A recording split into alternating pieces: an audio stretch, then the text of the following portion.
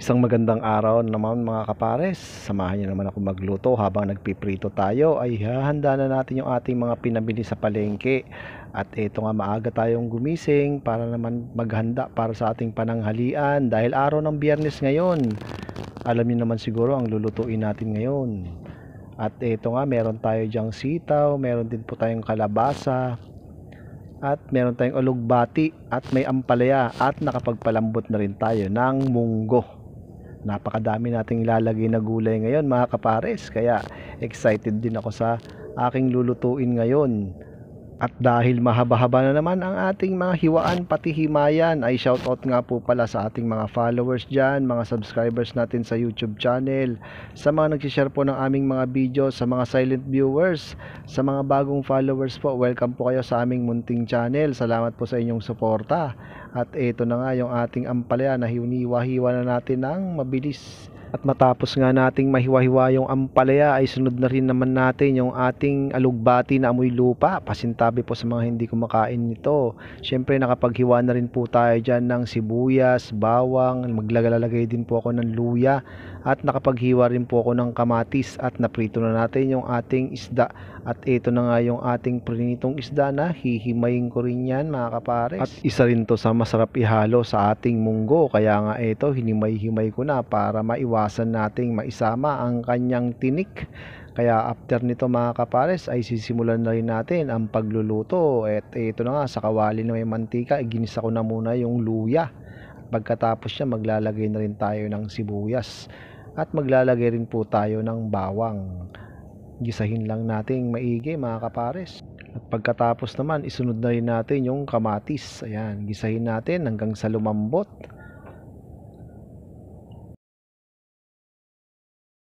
At kapag malambot na ay pwede na nating ihalo yung ating pinakuloang munggo. At pagkatapos naman isunod na rin natin iba pang gulay. Maglagay tayo ng kalabasa, pampalinaw ng mata.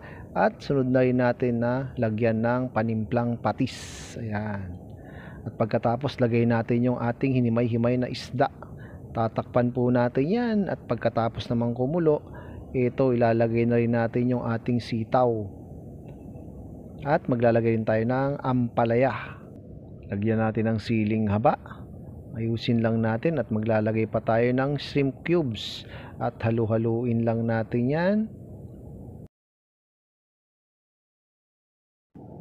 Takpan natin yan at pakukuluin ng ilang minuto. Pagkatapos, konting halo-halo lang. Tingnan nyo naman mga kapares, ang dami nating gulay. Pagkatapos, tikman muna natin yan. At pagkatapos, sunod na rin natin ilagay yung alugbati.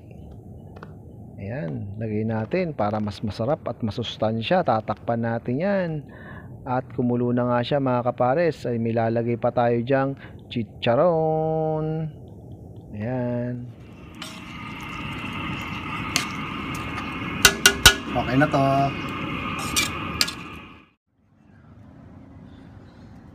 Luto na naman ang ating munggo today.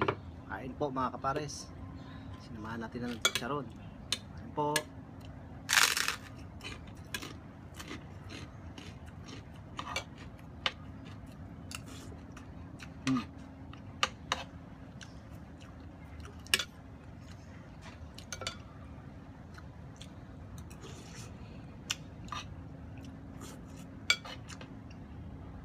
Sa gulay.